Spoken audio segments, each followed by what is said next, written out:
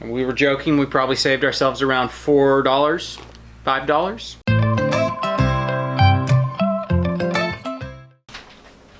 That's a nice puzzle. Good morning, beautiful people. Afternoon, technically. Still feels like morning. It does. So that was one of the things that everybody did with their free time this weekend. Yep. In between eating. In between eating. In between eating. I mean, It's a lot of eating. Meg did have to actually cook on Sunday night. Yes. And you guys saw the feast last week. That was a lot of food, but we ate through it by Sunday. Yes. I actually, on Thursday night, I said, all right, y'all, I ain't cooking nothing. You're on your own for 3 days. And they did. They plowed through it. They did good. I think we only have some corn casserole left, and that's about it. Well, even last night for dinner, she made a shepherd's pie using the rest of the green bean casserole and the rest of the mashed potatoes. Yeah. So technically, I mean, we got a whole nother meal out of what was left. Yeah. And we do have a little bit of turkey left that I'll be putting into dinner tonight. So doing pretty good. Good. So before I head out and get to doing what I'm doing this afternoon, figured I'd turn this on and show your mayhem you got going on. Oh my goodness. So I'm trying to clear out the freezer, and then I was out of lard anyways, like to cook with. So you're making lard today. I'm rendering the lard today. I've got 2 pots going. This is just the regular lard, and then this is leaf lard, which is harder. So I keep them separate just so I have special leaf lard for like biscuits. That's a nice boat oar you got there. It really is. Do you like this? This is my very handsome husband made this for me yesterday. I've got a spoon I made for stirring the animal feed, and she told me a while ago, she's like, okay, I want one like this, but not as big, because I made it long enough to, reach in a 5-gallon bucket and then still have room. She's like, I want it about same shape, just to fit my pants. Yes. So, I made her one yesterday, and this is its trial run. Yes. So that's actually like the best possible first thing to do with it is lard it. Just impregnate the wood with lard. Yeah. Thing will always look oiled and beautiful. It will. And it works great. Scrapes the bottom like I need it to. It's awesome. It's almost like someone made it specifically for a purpose. All right, well, while you're smelling up the house, me and all the boys are going to go down, and we're going to work on the barn. All right. Have fun. All right. Good luck. You can tell Christmas is coming because everybody starts asking for jobs to make some extra money. Like, well, you can wash the cars. So that's what Brett is currently doing. All right, as you guys might remember, we are nearing the time where those 2 pigs are going in the freezer. We are doing Bubbles this week. We're gonna do him on Thursday, which means I have today, tomorrow, and Wednesday to basically get everything ready. For the most part, everything's ready, but there's stuff like in here in the barn I need to clean up. I need to get the space set up as a workspace again because it's kind of just turned into a catch-all and it is pretty messy. So, a lot of the stuff we're gonna do today, I'm gonna get out here and I'm gonna get all this cleaned up. All of our corn needs to be bagged and put in the freezer. All the corn husks that we were saving, we're gonna package those and get those saved. Our mobile sink, I'll put up here. I'll get it set up with the water heater and everything for Thursday. And then just generally clean up. I need those sawhorses so I can set up a work table out here for breaking down the pig. And I had to go this morning and get an extra freezer because we don't have freezer space. Now the plan is, this is strictly going to be a backup freezer. We're gonna use this for Bubbles. Part of Meg cleaning out the freezer and making lard and stuff like that is so we can actually put the stuff up there and just have this here as a backup. All that said, there's a lot of the stuff, like the table saw I'm gonna put down in the bottom of the barn. We're not using that back stall where we usually keep animals. So I'm gonna move stuff down there. And we're just gonna get this space cleaned up so it's a workspace again. And hopefully we can keep it cleaned up until January when we have our hand-hewn class. They're gonna do lamb chop. They're gonna do the whole class with 1 pig. We could do 2 pigs, but they can go into more detail and spend more time if there's only 1 pig, which we thought that would be cool to the people who are wanting to learn charcuterie type stuff. That's really what we're into. We know how to butcher pigs. We know how to do that stuff. We are in it for the further education, the further technique and stuff like that. All right, I could stand here and talk all day, but I think we're gonna get to work.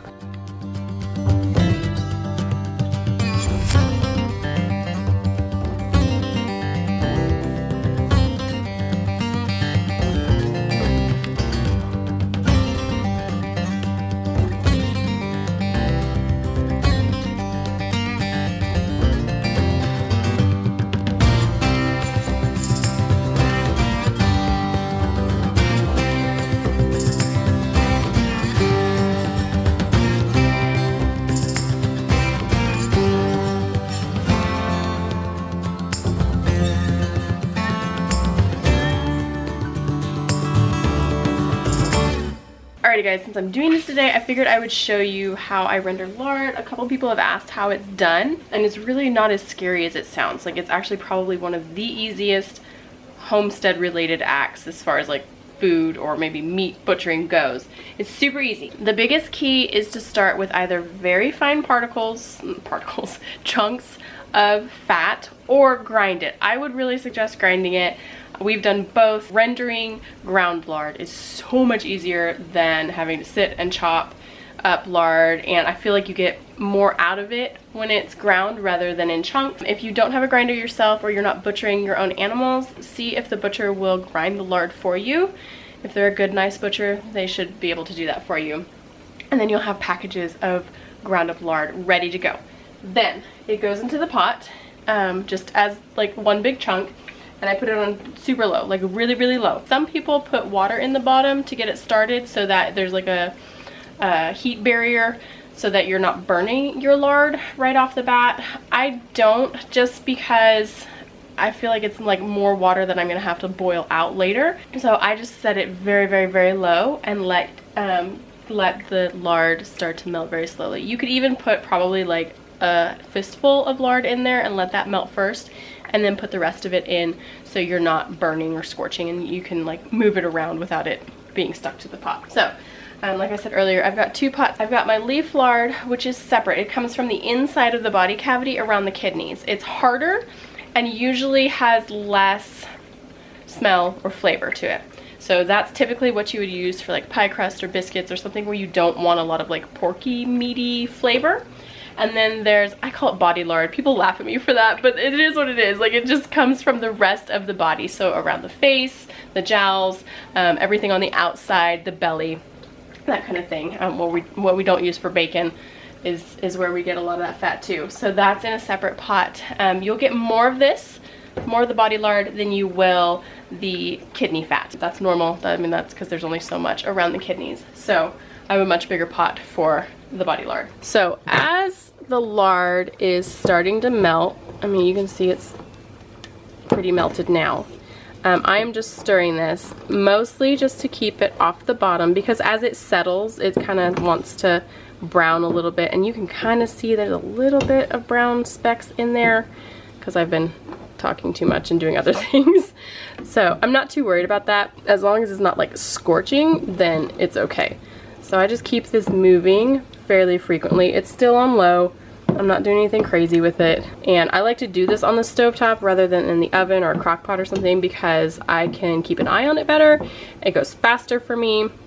And since I'm already in here in the kitchen doing other stuff anyways, it's not a big deal. This is just gonna keep melting slowly over a low flame. You can see there's still big chunks in there, so I'll like break those down as it's going so they melt a little bit faster. So this one has been simmering away for a while. You can see all the bubbles. This is the moisture, and then little bits of like, I don't want to say scum because that turns people off, but it's like scum that's boiling out of it. You can tell it's more golden than that back there. That's really light and cloudy.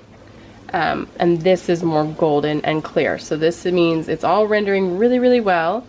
I do have some chunks in there. I don't know why. I guess they just didn't get ground and they just got thrown in there.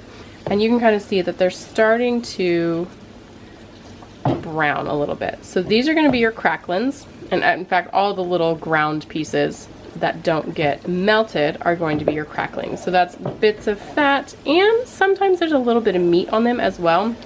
Not so much with the leaf lard, but with other lard you will have bits of meat. So those are browning and basically deep frying, and those will be cracklins. They're really good salted. I've actually put them on salad before. You can put them in cornbread or other bread. You can put them in dishes. You can use them to top mac and cheese, like all kinds of stuff. So since this is now been simmering and it's very golden, I'm pretty happy with this. I'm gonna let the cracklings get a little bit darker, but I am gonna start straining off some of this because I don't want it to get too deep fried tasting. At some point it's just gonna taste like deep fried meat, which is fine if that's what you're going for, but I want a clean tasting lard. So I'm gonna pour a lot of this out while the cracklings are still white and they're not super crispy yet. So you'll get a cleaner taste. The longer you let it go and the more those cracklings fry in there, the more like porky deep fried taste you're gonna get in your lard. So I will strain off some of this and show you how I do that real quick. Alrighty, I store mine in these Ready-tainer. They're like a thick freezer container. I'll put a link below. These are like not your average plastic container. They're really thick and heavy duty, and they stand up to the heat, and they also stand up to freezing. These are for the freezer. And then I have a fine mesh sieve, and then into that I put paper towels. Just like one thickness of paper towels. And then I'm going to ever so gingerly, without burning myself, I've never actually really burned myself, so it's not a big deal, just transfer this with a ladle. This works through the paper towel if it's really, really hot. Once it starts cooling off, it starts to like coagulate and get stuck in the paper towel. So going from straight from the pot, like with the flame on pot, into the paper towel works really well. Because I store my lard in the freezer, I'm not quite as worried about getting every single ounce of moisture out of this. The longer you simmer this, the more moisture comes out, and the better your storing capabilities are. Most of the moisture is out of this, but I'm sure there's still at least a little bit. Like I said, because it's going in the freezer for me, that's where I store it for the most part. For long-term storage, I'm not as worried about it. The other option, if you are wanting to store this in like a root cellar or maybe just cool place in your kitchen or pantry, I would strain this just like I'm doing now into another pot. And then I would simmer that without all the cracklings and bits of fat in it. Simmer that until you feel like it's really good and the moisture's kicked out of it. I don't have that many pots right now. I'm using most of them today. And like I said, again, this is going into the freezer and that's where I'm storing it. So I'm not as concerned about the moisture. And once I pull it out of the freezer, we're gonna be using it up pretty quickly. I don't have to worry about any moisture in it. And moisture just means that it has a higher chance for mold to contaminate it. So I'm just straining this in here, and these will go into the freezer and or fridge. I'll store them short term in the fridge while I'm using them, and these will be fine.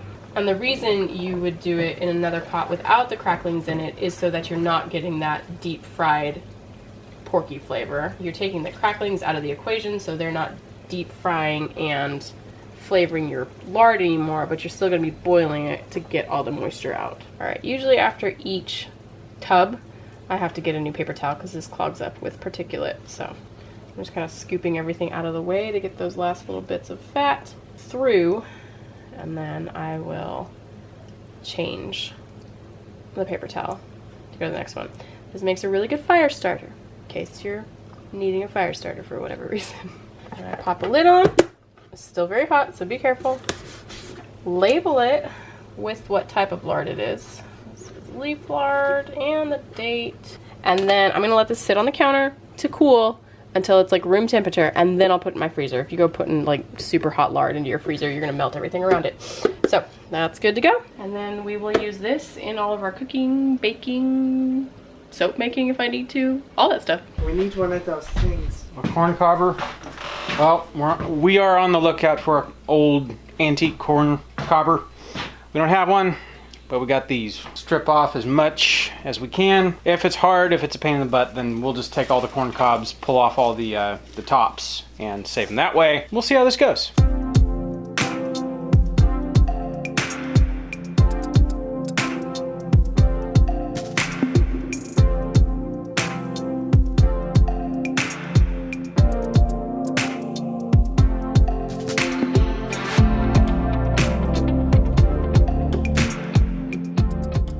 All right, so I don't know if we're actually gonna get any decent corn husks for making tamales.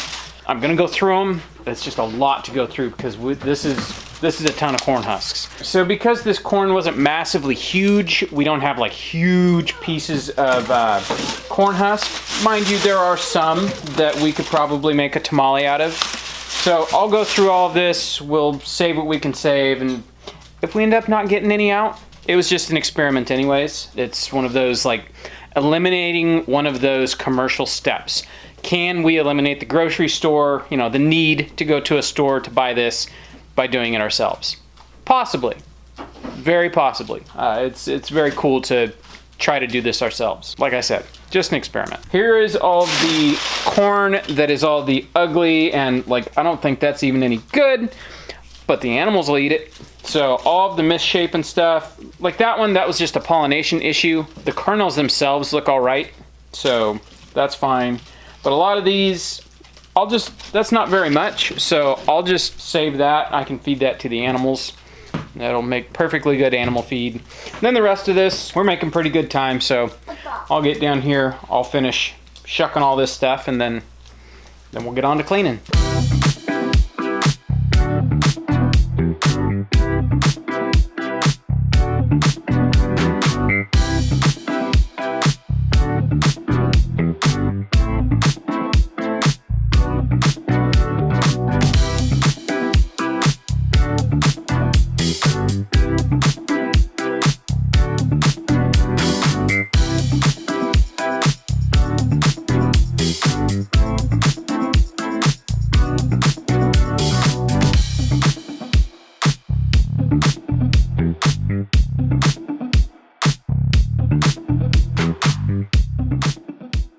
All right, so we're all laughing that all of this hard work, we've made about 1 bag of deer corn. I mean, that's about what you would buy, is 25, 30 pounds, something like that. Yeah.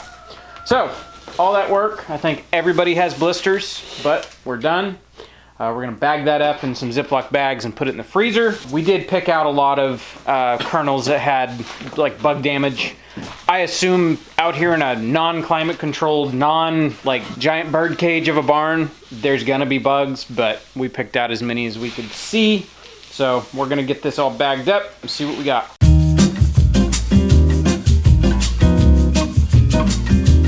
All right, I took it up to the house, weighed it. This is about 16 pounds of corn. And we were joking, we probably saved ourselves around $4, $5, but we grew it ourselves. Like everything we're learning how to do, the experience and the knowledge we're gaining is really what's valuable. And honestly, like once we grind all that, it's probably, I don't know, we could get quite a few meals out of all this corn. So I might need to go visit my friend Justin Metcalf and see if I could talk him into grinding this for me.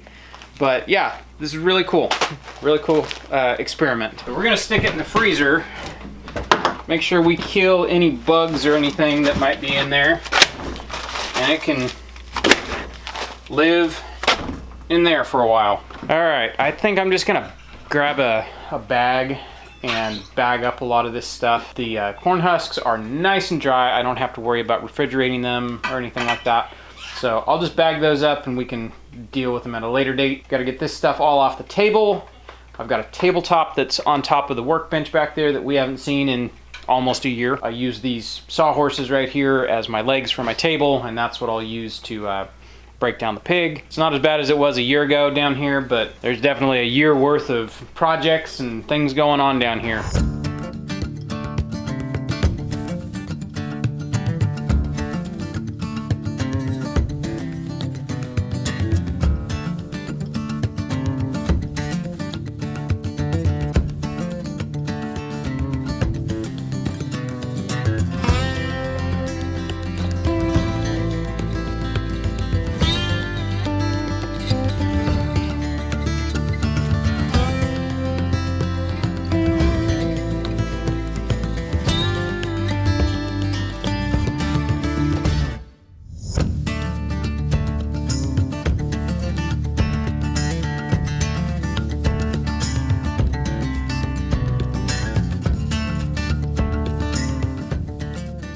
All right, got this side of the barn cleanish.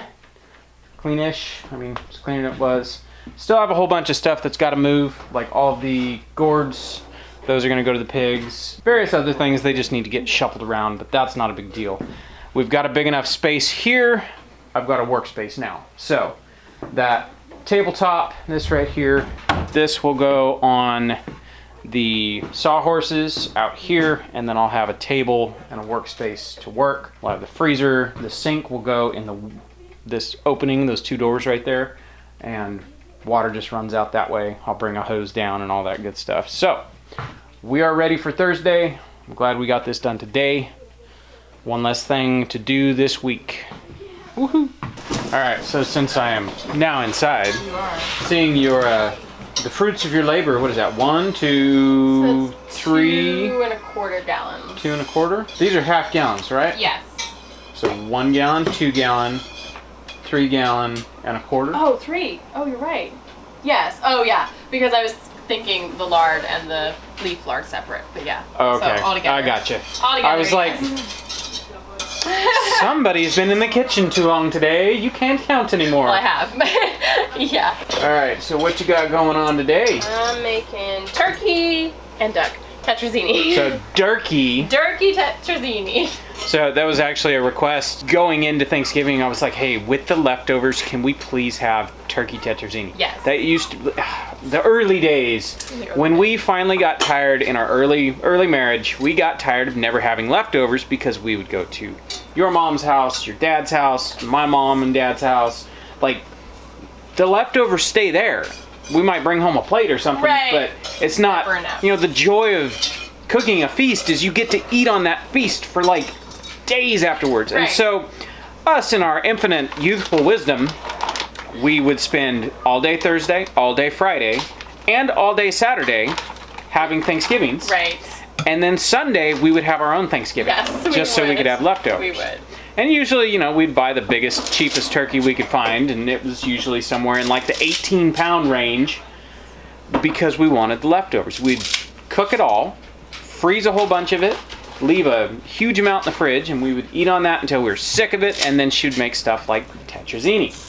Well, since we have a horde of hungry boys now, yes. The leftovers lasted until Saturday. That's right. I mean, pretty much. We almost did not have turkey. Yeah. For tetrazzini. Yeah. Like, it's not actually a whole lot of duck and or turkey. Yeah. That'll be enough for a dish of pasta. So, I also see, what is this, sweet potatoes? Yeah, leftover sweet potatoes.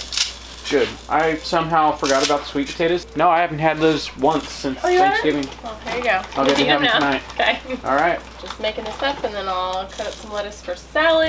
And Oh, and yes, you guys are seeing that, right? what? She's breaking the spaghetti. Well, because for tetrazzini, it's supposed to be little pieces of pasta. You're not making spaghetti. No, I'm not. You just need like little teeny tiny Little pieces of pasta. All right. I'll leave you to it.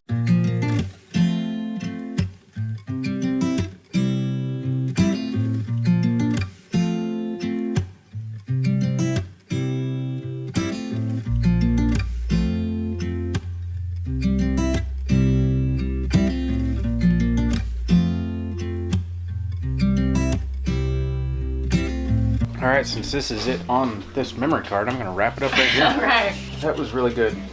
It hit the spot. It hit the spot. I didn't know needed hitting. You good for another year? No, it was really good. It's been a long time since we had tetrazzini. Yeah. Tetris, zucchini, Something whatever. like that. Yeah. I think you would be quite upset if I put zucchini in a pasta. Yep. Unless it was fried first. Right? Like, I do love me some fried zucchini. I don't really like zucchini. Anyways, all jokes aside. See, now I lost my train of thought. I'm so Sorry. full. All I'm thinking about is just crashing in that chair over there. All right, we'll catch you guys on the next one. Bye.